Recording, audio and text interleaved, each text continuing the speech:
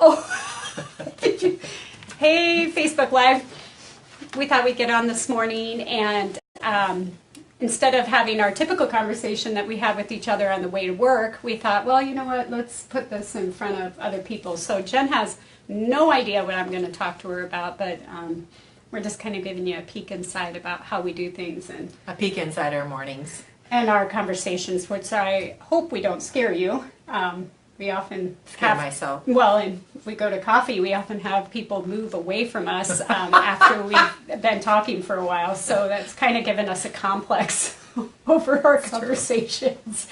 So yesterday there was this, in the wake of the Vegas shootings, to wake up yesterday and see that one person had caused such incredible devastation and violence. We were, our heads were spinning like everybody else's, and our hearts were hurting. And Jen has family that lives in Vegas, and so immediately my thoughts went to your family, and what was happening there. And for us, we are just coming back also from a trip to Haiti, where we saw poverty at a level that is almost undescribable in the United States, and at a level that it's tragic. It's tragic.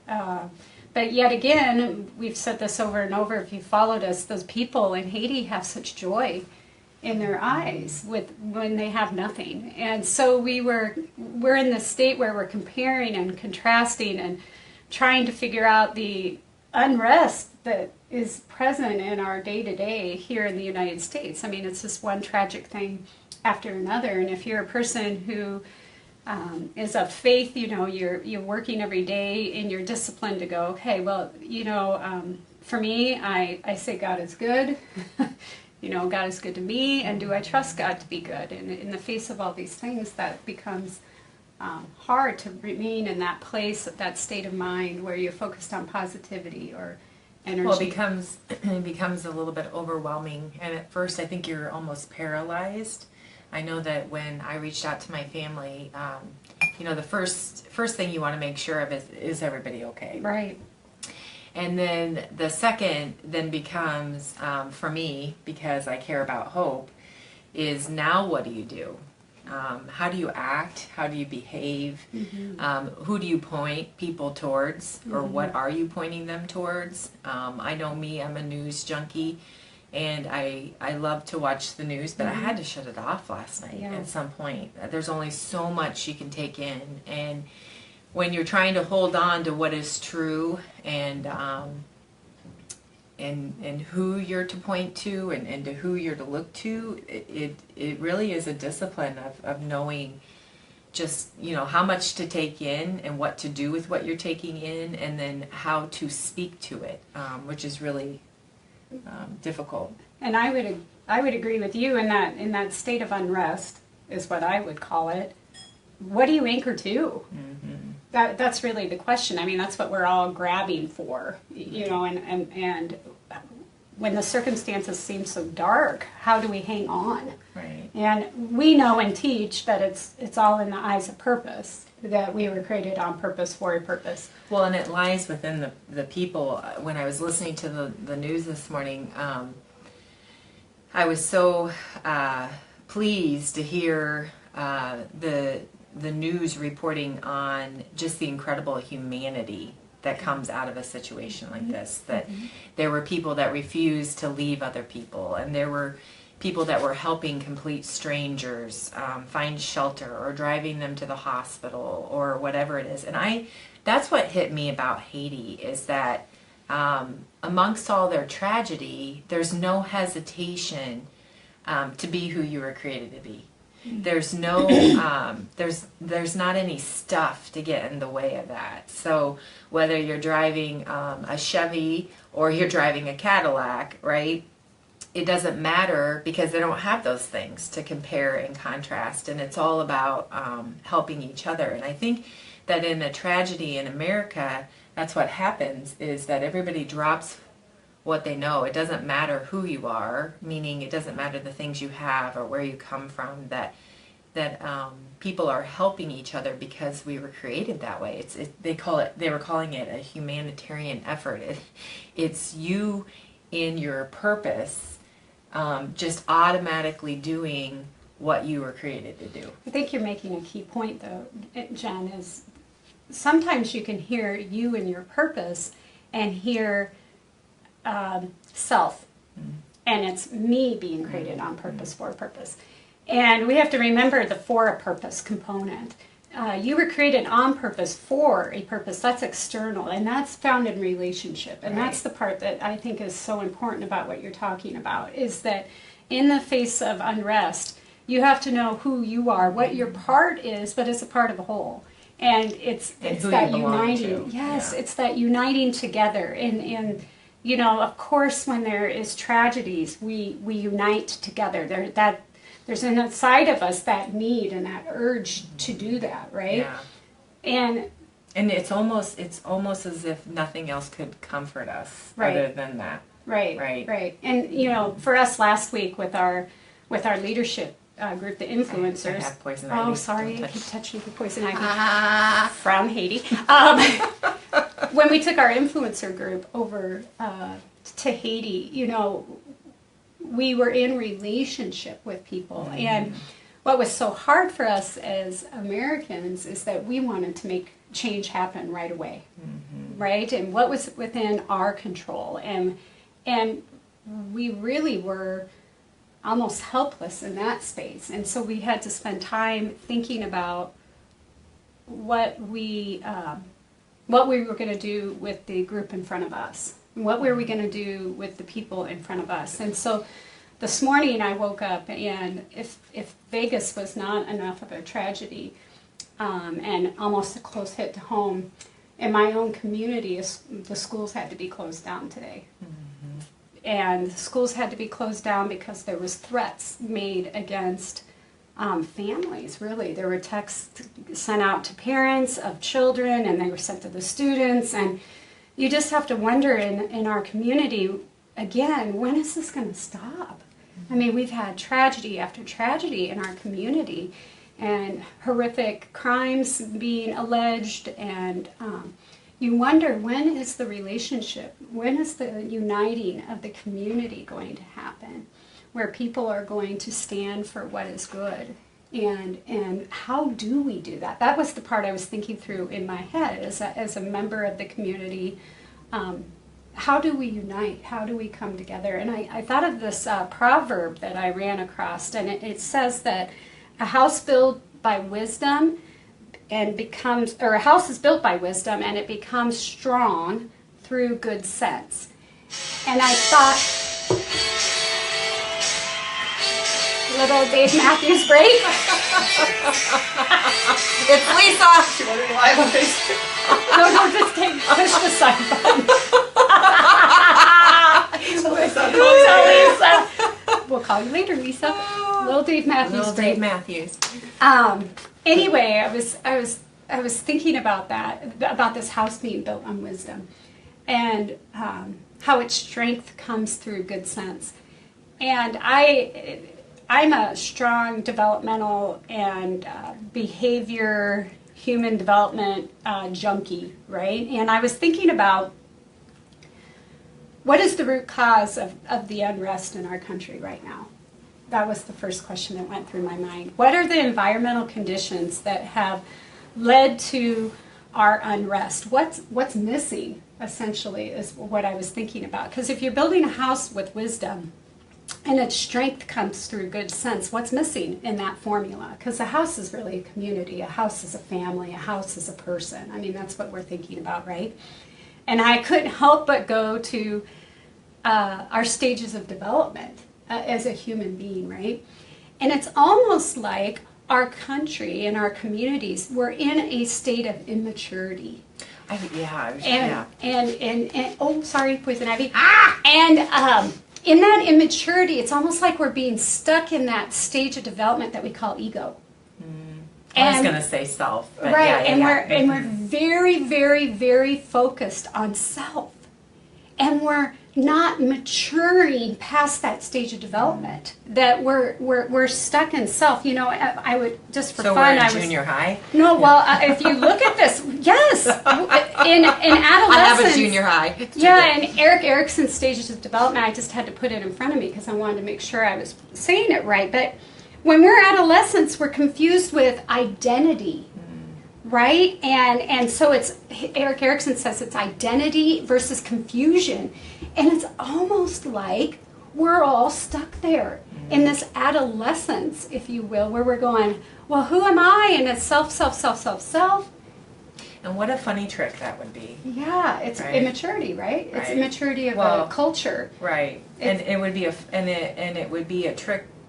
Wouldn't it be a great place to trick us in making us to believe that it's all about us, Right, right. right? Right, and so what stage should we be at, right? So we're all, I hate to say that we're all acting like a bunch of adolescents, but as a culture, we might be stuck in that identity and that confusion. And then if you go on to the next stage, it's adulthood, okay? So adulthood is about caring for others, empathy, Well, that's where concern. wisdom and understanding. Right, Yeah. right. And that adulthood lasts through, you know, our middle 60s.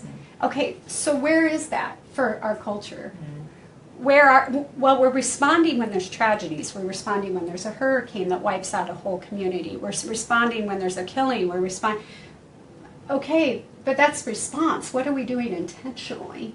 Well, I was just going to say, and that's innate. So it's not that we're feeding that or we're growing that. It's just innately in us. So when Right. tragedy happens, it just innately comes out. So there's no intention There's to no that. intention to it. So you would have to actually be growing and maturing and moving towards something in the times that we don't have unrest. Right. Right? Right. And that becomes the question. How do we do that daily? How do we grow and mature who we are? How do we come to understand who we are created to be? It's funny that you were going through that this morning. So you and I didn't talk about any of this, but this is how we interact. I was listening to Martin Luther King last night because I needed a little bit of hope, and I was thinking to myself, he had a quote that just floored me and reminded me, and I hope I can repeat it correctly because I didn't prepare for this. But he said something: if you aren't willing to die for what you're passionate for, then you're not living a life worth living. And I thought to myself, whoa, what am I passionate? What would I die for? And then how many of us would actually die for something? That we would give our life up for something? And what would that be? And that goes back to purpose. It goes back to maturity. Well, it goes back to for a purpose. Yeah, and wisdom and understanding. But I think the immaturity again comes in that beginning part, John, where people are trapped with the, well, what would I? And they stop there. Yeah, Right? What would I right. come to? So that's interesting that you would be there too. I was thinking one of the other things about that stages of development, if we move our culture, back to that proverb I was stating earlier, a house is built with wisdom. Well, if a community is built with wisdom, we need to mature as a community, right? And we need to do things that are very intentional in what we do, and we need to use everyone. Absolutely. Everybody. There's the word all that keeps coming in, uniting all. You know, wisdom, and again in the stages of development, wisdom comes in that fourth quarter of life. Mm-hmm. How are we tapping into the wisdom of the people before us? Mm-hmm. Where is that generation coming up and speaking at these times and leading? And so it's that combination of all, and building a culture that is based in wisdom and strengthened in good sense. Again, that proverb really speaks to the maturity component of what we're talking about. You know, from a belief standpoint, that's definitely what we're talking about, is that there's an opportunity to develop beliefs during this time. And in Unrest, you could focus on the darkness, and you could focus on the negativity. Right. I also think that this is a perfect time for transformation, where the mind has the opportunity not to necessarily conform and go to the things that are automatic, but it has an opportunity to lend itself to be very purposeful, because we are in change. There is an opportunity to renew your mind, train your mind to think differently, and align it with purpose. Align it for a purpose with something. Yeah, and I think too that in any tragedy there's an opportunity to connect people to something greater than themselves that they haven't been connected to.